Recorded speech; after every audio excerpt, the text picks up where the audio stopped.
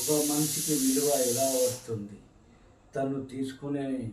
తను ఇచ్చే మర్యాదను బట్టి, గౌరవాన్ని బట్టి, మాటలను బట్టి మాత్రమే విలువ వస్తుంది. అంతేకాని తనకు ఇష్టం వచ్చినట్లుగా ప్రవర్తించి నాకు గౌరవం కావాలంటే ఎవరు ఇవ్వరు.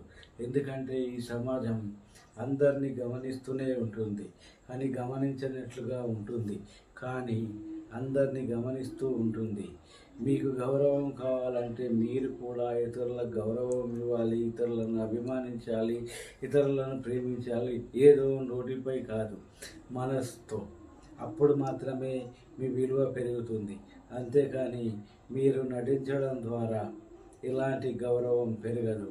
కాబట్టి మీ గౌరవాన్ని మీరు కాపాడుకోవాలంటే ఎప్పుడూ మీరు అందరినీ ప్రేమిస్తూనే ఉండాలి, అది మనస్ఫూర్తిగా. అంతేకాని ఏదో